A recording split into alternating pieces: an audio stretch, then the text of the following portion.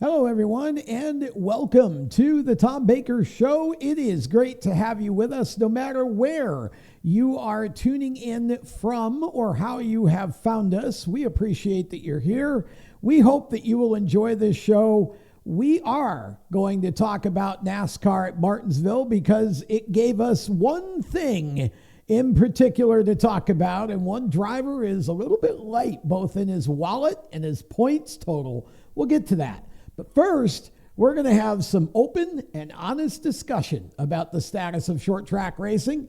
And to do that, I have brought in one of my proteges, someone I'm real proud of. Stephen Ovens is the voice of the Land of Legends Raceway in Canandaigua, New York, and is now officially a part of our SWN rotating insider group. Steve is a man that I remember from when he was a little boy. He and his brother racing go-karts in the junior classes up at Frozen Ocean Motorsports Park in New York State. I was announcing there, and Steve since then has come a long way. He's developed his own media company, and he's done all kinds of great stuff up north. So, Steve, it is unbelievably awesome to be back doing any sort of media with you, and I think we're going to have some fun here.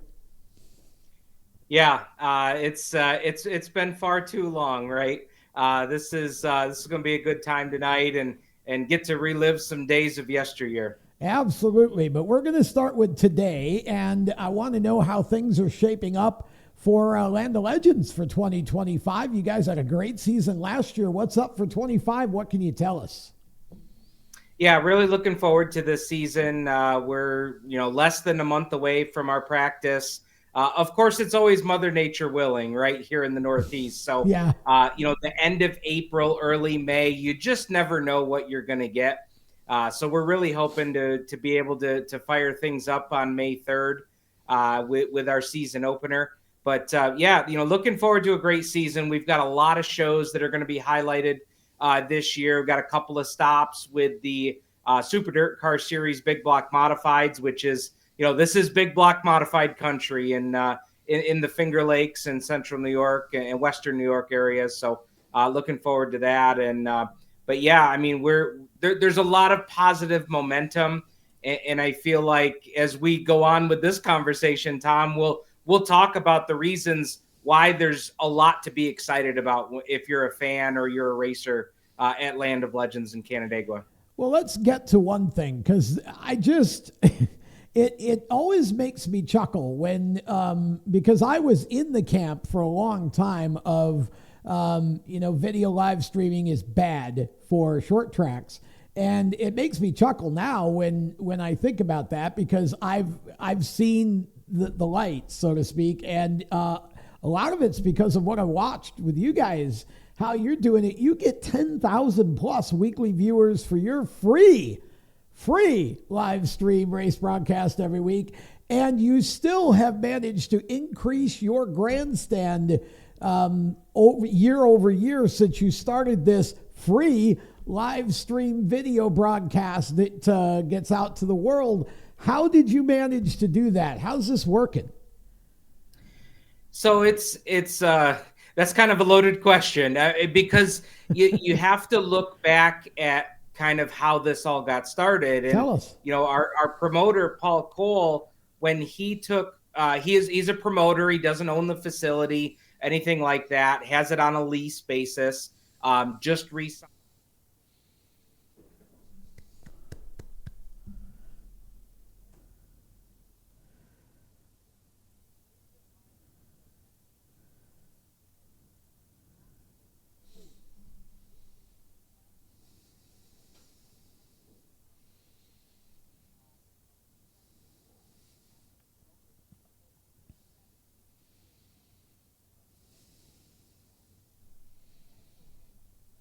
thinking about a racetrack as an entertainment venue. We are an entertainment venue. We want to draw folks in to come see our show, and one way to do that was through streaming video. They started out with a pay-per-view model.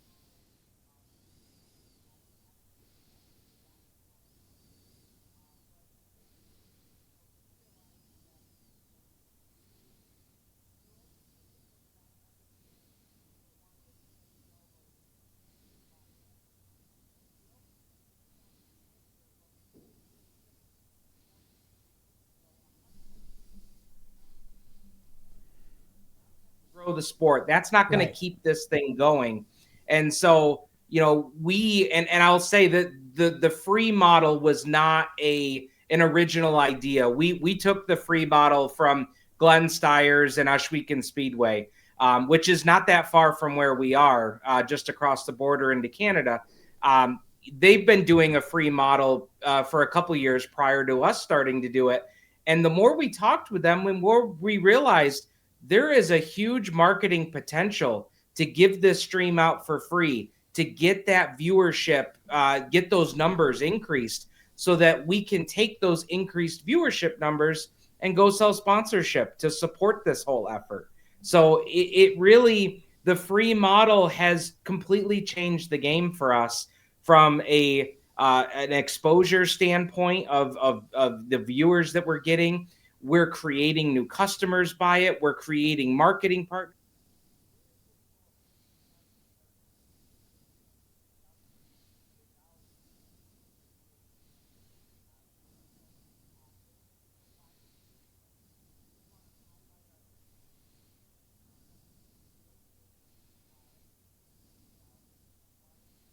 It's right for our marketing partners. And at the end of the day, Tom, we're doing this because it's right for the fans.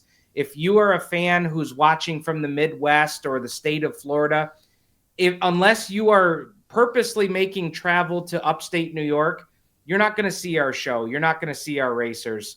And with this free streaming model, we have just grown our fan base. We're just shy of 2,000 fans a week in the grandstands, which it's taken 5 years to get to this point, Tom, but we're now there where we're getting 10,000 viewers a week. And now it's impacting our grandstands in a way that allows the racetrack to continue to operate as a business. Because let's remember, these racetracks are a business. They're not charity. Yep. Some racetracks operate as though they're charity when they put the bottom line at the end of the night. But this is a business. And so it's really changed the game. And for this racetrack, who knows? I could look at a lot of racetracks here in upstate New York and say, man, I don't know what you always say, what's your 5-year plan? There's a lot of places I don't really know what that is.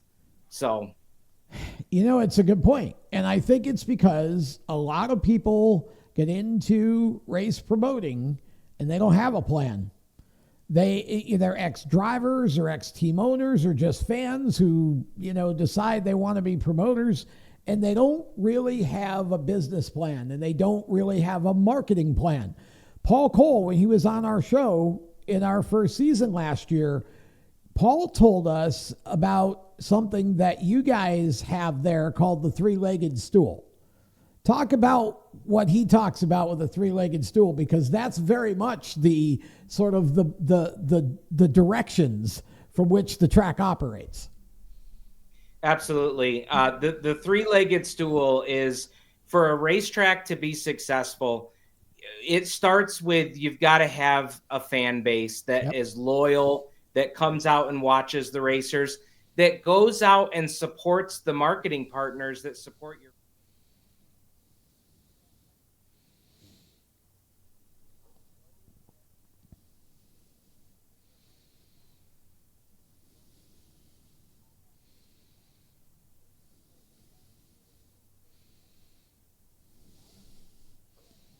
Right.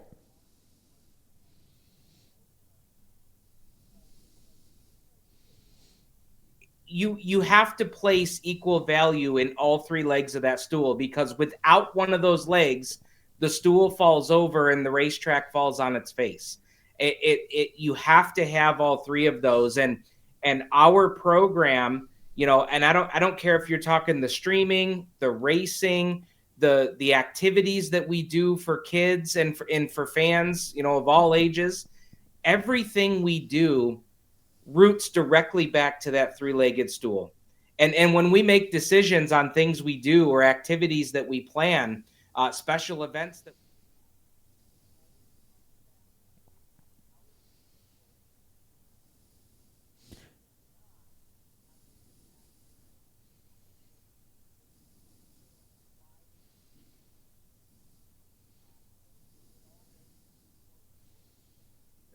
and that's what has really made our program successful and allows our program to continue to grow. When I hear people say short track racing is dying and it's not what it used to be, you're right. Things have changed. Don't get me wrong.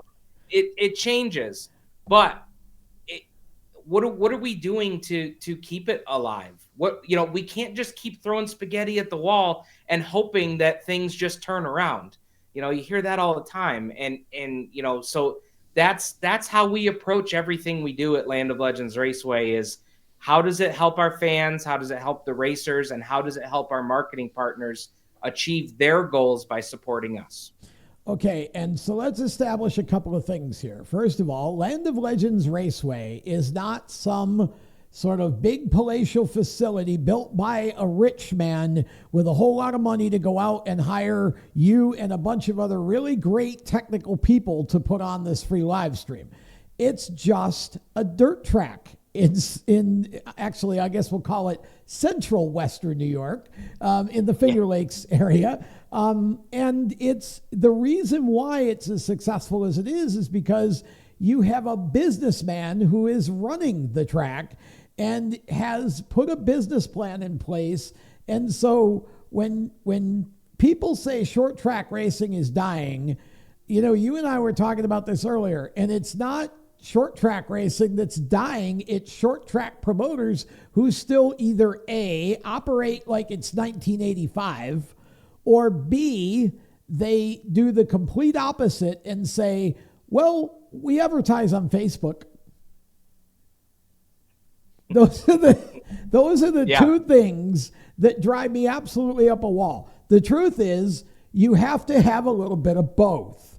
And you can't just replace good old-fashioned community promotion and outreach with Facebook, but you also can't neglect social media.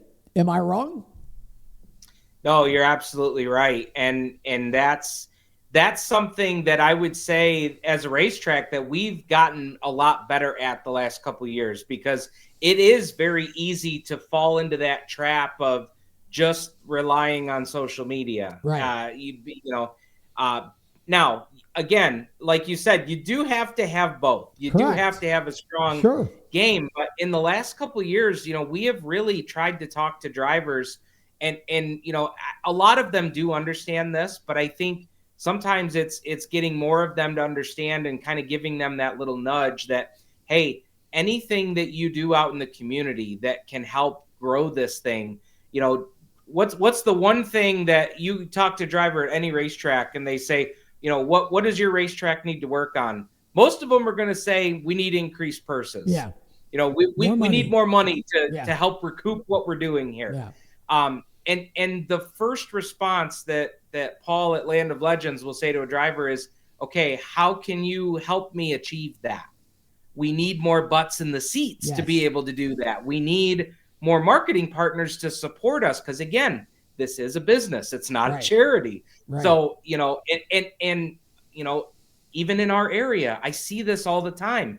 You just throw out an ungodly purse. And anytime I see that, I think to myself, okay, how are they going to cover that? You got to have butts in the seats. And we have to really try to get away from this thought that racetracks are just back gate promoted now. We really have to get away from that we cannot sustain that. We cannot sustain $50 pit passes and all of the cost of race components and things that have gone up. Like we can't keep doing that. We have to find a better way to do that. And one way to do that is to get people to get those butts in the seats. So we've worked on some programs like at our banquet over the winter time.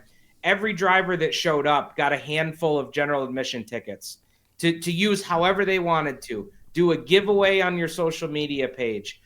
Do an event out in the community and hand out a couple of tickets. We handed out tickets recently at the Motorsports Expo show. We had a little prize wheel that fans could spin and win prizes. So, that has nothing to do with social media, right, Tom? That is the kind of almost that old school promotion way of doing business mixed with video and mixed with social media. to try to make it work. So it's a constant battle. It really is. And again, it's all of how do we do the very best job that we can and not lose our shirt doing it. We're going to take a break. When we come back, we'll talk about a unique little twist on the traditional track 50-50 that Land of Legends has, and more talk about short tracks in the state of short track racing as well, coming up right after this. For race fans across the United States, GetInTheStands.com is the place to find racetracks where you live and where you're traveling. Just go to GetInTheStands.com and enter your location. You'll see the tracks within 100 miles of that point, either as a list or on a map. GetInTheStands.com is 100% free to use and mobile friendly. So whether you're on a computer, a tablet, or on your phone, there's no need to download an app. To find racetracks across the United States, open your web browser and head to GetInTheStands.com. GetInTheStands.com, your racetrack directory. Attention track and series owners, elevate your fan experience with the TrackTune app. TrackTune works with your PA system. Fans and teams at the track can hear the announcers through their phones, ensuring everyone hears race calls, sponsor plugs, and more during race nights. It's simple to set up, affordable, and free for fans to download and enjoy. Visit tracktune.live for all the details and join tracks nationwide on the app today. For over 50 years, FHS Superior Synthetic Oil has powered high-performance engines with unbeatable protection and speed. Whether it's drag racing, go-karts, sprint cars, stock cars, or your daily driver, FHS stands for high speed and delivers every time. Their advanced synthetic oils boost your engine's responsiveness, acceleration, and efficiency, giving you the winning edge on every lap. Visit FHSoil.com today to find the right products for your engine. FHSoil.com.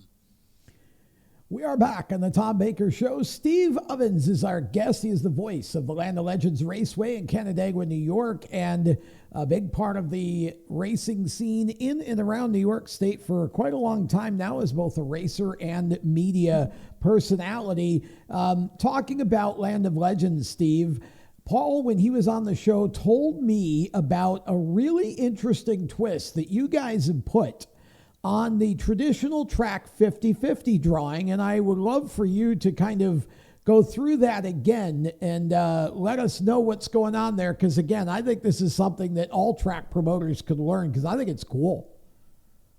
No, absolutely. That's something that they implemented right from the first year that he was promoting the track back in 2018, was to bring in local community organizations that need and rely on fundraisers to operate and do the things that they do. So we reach out and it's gotten to a point now, Tom, where we don't have to reach out to them. They're coming to us now. And we get organizations that come back year after year. But essentially what we do is we do a 50-50 just like any other racetrack does. But at the end of the night, one lucky fan goes away with 50% of what's taken in, and that community organization takes the other 50% home. It's a great community outreach program. We really go the extra mile for them, because the community organization gets to come in and set up a booth at the track that night. So not only are they benefiting from the 50-50 sales, but they're getting the word out about what they do. To race fans, one-on-one. They can get that information. They can have those conversations. I've seen race fans who have turned into volunteers at these organizations from that one-on-one interaction that they had. And again, Tom, because of streaming and video, we do an interview with them that airs during our stream during the night. Awesome. So that 10,000 plus viewers are also learning about what this group does and how they help, make our communities go around. And again, it doesn't just get put on the live stream. It gets put on social media afterwards that they can share and really prove to their donors and their boards of directors, hey, we're out here in the community. Honestly, who would think that the local SPCA would be doing any kind of promotion or marketing at a dirt track? That just wouldn't happen, right? But it does now with this program. Sure. It's really been great. And this past year, we donated over $16,000 to these community Wow. organizations through our 50/50 program. And we were heavily weather affected last year. So we're talking 14, 15 shows that we got in last year.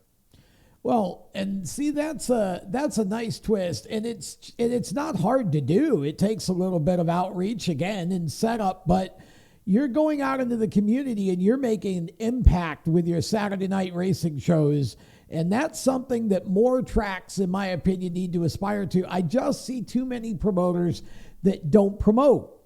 They don't do anything to actually promote to the community. Open the gates, hope people show up. Bring in 7 classes, 3 of which are late models, and nobody knows the difference. They've all got 10 cars in each of them, and you're making the show too long. It gets out too late. I look at your model at Land of Legends, and obviously you're not isolated in the way that you guys do things, but you're certainly somebody that other tracks can look to and say, well, how are they doing this successfully? And you guys are just doing a lot within the community. I mean, to the point where Paul told us that you've got bars that actually play the live stream from the track that are within 10 or 12 miles of your facility, which would seem counterintuitive. People would be sitting in the bar watching the broadcast instead of at the racetrack. Well, apparently not, because your attendance is up and the bar is sponsoring the track.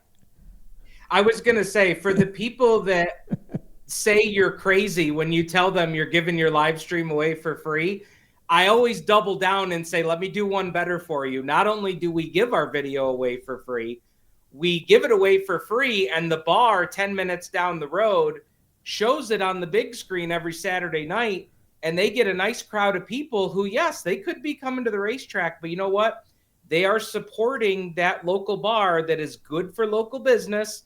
And because that local bar appreciates what we're doing, they jump on board as a marketing partner for the racetrack. So, it's kind of, what is it that they said in Buffalo this year with the Bills? Everybody eats. Like that. That's kind Exactly. of the mentality is, again, those people that go and watch it at the bar, when they see our show, and I'm not just saying this because I work there and that I announce there, Tom, when people see our show, they say, this is really good. The coverage is great, but we got to go there.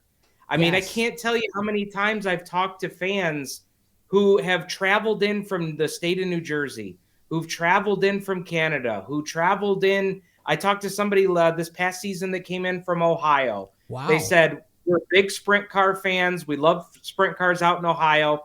We saw your guys' 305 sprints just on a weekly show. And they were lights out. We're like, we've got to make a trip. And they made a trip of it. They saw us. They saw Brewerton on Friday night. They made a whole weekend of it. And it's because they got to see how good the racing was and said they got hooked. They said, we got to go see it. So it's you're right. We're absolutely crazy. We're nuts. Well, but in a good way. I mean, and it makes sense to Paul, because as Paul explains it, this is advertising. We're giving this away, but we're literally showing people what we do every Saturday night. We don't have to advertise. Here it is, and it's free. Watch it and see what you think. And you've had drivers that actually have passed tracks running the same divisions to come and run your track because their sponsors making them do it because your views are so high on your live stream. That's crazy. Yeah. No, absolutely. And again, it's become a marketing tool, not just for the racetrack, but for the racers.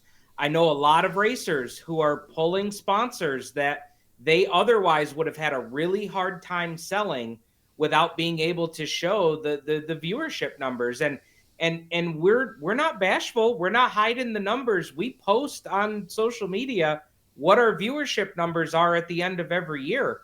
And I tell every racer at the banquet and all off season, take that graphic, go chase down that sponsor that you've been looking for. Yeah. Look at somebody that drives a big block modified like Peter Britton, a well-known name in the big block world, a well-renowned racer from Australia who is now making a big name for himself here in the States. He was able to take what we're doing, take that viewership, and go land a marketing partner like Pepsi. Are you kidding? Like that's crazy. huge. And that allows Peter to come race at Canandaigua. He's getting his dirt car points, his home track points. And every big block driver will tell you, you've got to be doing this stuff every weekend as much as you can to stay on top of those cars. And so it works out great for Pepsi. They get a great driver in Peter to promote their brand. It works great for Peter because it keeps the race team going. And hey, you know what? Not for nothing. It's great for the fans. Who doesn't want to see as many Super Dirt Car Series drivers as they can on a Saturday night? Now I'm talking, the big block division, Tom, but this trickles down to every support class there. We have hobby stock cars that don't have any more room for sponsor stickers on the side of their car. Crazy. It trickles down to every division there.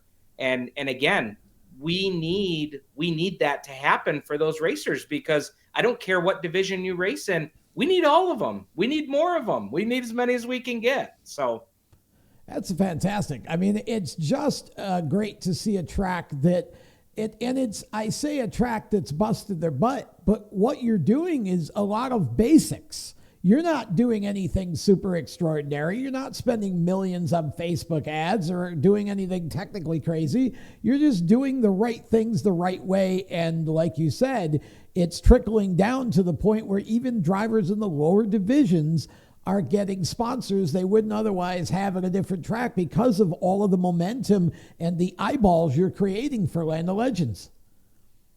Tom, ask me how many dollars we've spent on social media ads in the last 7 years. Can I guess? 0. Yeah. 0. There you go. You're again doing the old-fashioned things and doing them right. And you're doing also enough of but the way that you're doing, with a live stream and all of that replaces all that, because that's generating bunches of eyeballs, and the only cost is what it costs you to put the stream on. So real quick, what would you say to the track promoter that says, I can't afford to go buy all the camera equipment and have the technical crew and the Steve Ovens and all that? I can't afford to do that. What would you say? Because I got 2 words or 3, figure it out. Yeah. Well, and that's so that's just it. And for Paul to get started, yes, there were some upfront costs in equipment, and there is weekly, payroll costs to put that together. But again, when that gets funded by advertising dollars that come in, that's where that difference is made up. Now, if, let's say, and I see this at a lot of tracks, like, we can't afford the production costs. We can't afford the equipment.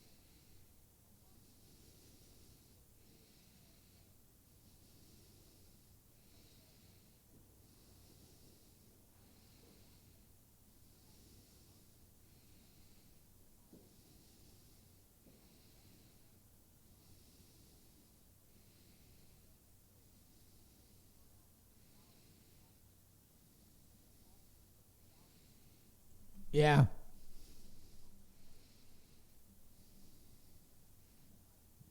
Maybe 30% if they're lucky.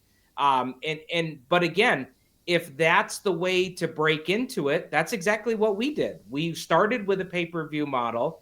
And when we were at the point where we could invest, in more equipment, invest a little more in payroll to bring, some more, more talented people in to be able to do this stuff, that's when things really got in motion. So, if you don't think that you can get the equipment, the staff, start with a pay-per-view model to just get started, because we've got to get the product out to the people. I 100% agree. And you guys do a great job. Real quick, website and all the particulars. Yeah, landoflegendsraceway.com, Land of Legends Raceway NY on Facebook. We unfortunately were victims of a hack last summer and lost a Facebook page of over 20,000 followers. So that was a little bit painful. As a media guy, for one-on-one, you know how much that pained me. Yes. So it's But yeah, that's where you can find us, Land of Legends NY on Twitter. We have a very active social media. And one of the great things about having the video on site is we are able to pump out, video highlights and interviews that we record with the show that we do all week long. So you can always stay in tune with what we're doing. And I would be remiss if I didn't mention we're simulcast on Dirt Vision every week too. So that's a really big deal for us too. For sure. Okay. Steve is not leaving. He's going to stick around. We're going to have a couple of thoughts about something that happened in the NASCAR Xfinity Series race at Martinsville. Surprise. After we get back. For over 50 years, FHS Superior Synthetic Oil has powered high-performance engines with unbeatable protection and speed. Whether it's drag racing, go-karts, sprint cars, stock cars, or your daily driver, FHS stands for high speed and delivers every time. Their advanced synthetic oils boost your engine's responsiveness, acceleration, and efficiency, giving you the winning edge on every lap.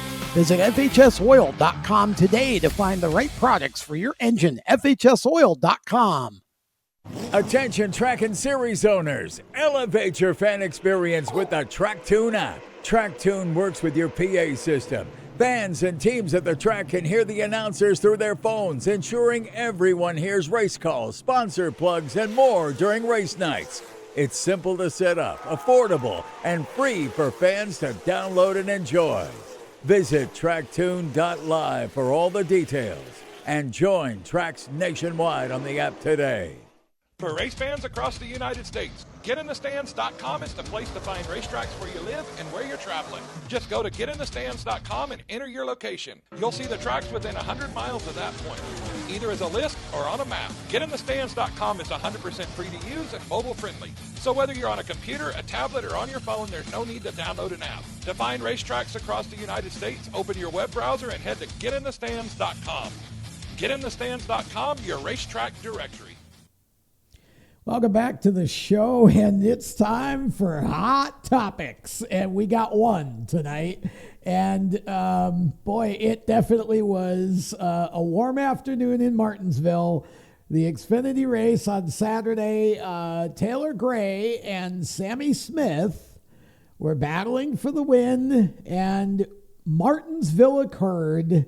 Big surprise. Steve Ovens still with me. We're going to go ahead and watch the closing lap or two of this. And I mean, there's no question, Steve, that you see Taylor Gray, he gets underneath Sammy, and there's going to be contact here. I mean, they're trading paint. It's Martinsville. This is what we're supposed to do. And Taylor's going for the win here on the last lap. And I look at what Sammy, he's on the outside, and all of a sudden it just seems like Sammy decides, I'm going to tell him how I feel, and he just boots him. And in the process, he takes his own teammate, Justin Allgaier, out of a chance to win and gives up the win to fifth place at the time, Austin Hill. Okay, so before we get to the interview, just real quick here, give me your initial thought after you watch that. NASCAR needs to learn from short tracks. Sammy doesn't pull that move, Tom, unless he thinks he's going to move the guy to win the race. If NASCAR followed what short tracks do, and if you do that to the leader, you're going to the back with him.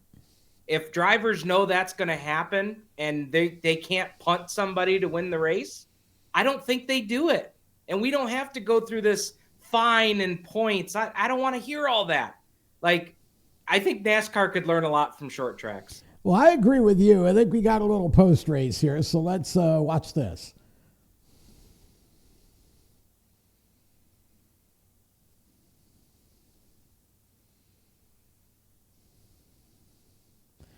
So the two of them are just, they're going back and forth. This is outside the, ironically enough, outside the care center, just in case somebody's got a, bloody nose after we're done here, or whatever. Maybe the lips a little bit oversized. We can just walk inside and get some service here. But the two of them had a little conversation, and now we're going to head on off into interview land in a few seconds here, and we're going to hear what both of them had to say. Released from the care center. Sammy, there's been a lot of questions on that final move you made on Taylor Gray, whether or not it was egregious. Do you think it was fair or foul? I mean, absolutely it was egregious. I mean, yeah, I'm not proud of that, but I mean, roles reversed, he would have done the same thing. I mean, he's got no respect for me. I didn't move him those first prior restarts, and you know, he was flipping me off under the red flag, swerving at me, and I mean, you know, it's definitely uncalled for, and I'm not proud of it. But you know, he would have done the exact same thing, and that's what I told him. And you know, we'll see what happens after that. I felt like we had a really good day today. I'm proud of JRM. Thanks to Pilot, TMC, All State Peterbilt Group, Chevy. Everybody brought a really fast race car. I mean, it's unfortunate, you know. If you're not the one doing it, someone's going to do it to you, and you know, everyone's going to dog on me, and you know, I'm not proud of that. But at the end of the day, it's what you got to do. So yeah, we'll move on to Darlington. You said you're not proud of it. You said it was uncalled for, but it sounds like you think Taylor deserved it. I mean, yeah. I mean, I would say we have a little bit of a past, and I know he has no respect for me. And then, you know, with flipping me off under the red flag, that right there, that was the line for me. So, you know, maybe he'll find some more respect, and you know, I'm sure we'll go at it a couple more times, but you know, I'm not afraid to. So it doesn't end here. I mean, from his end, I'm sure not, and then I'm not going to let him have the last bite. So we'll see. So apparently that was a little, you know, if you flip me off, I slam you so hard that it crinkles my hood. I mean, what's he thinking, Steve? What would happen at Land of Legends if somebody pulled something like that?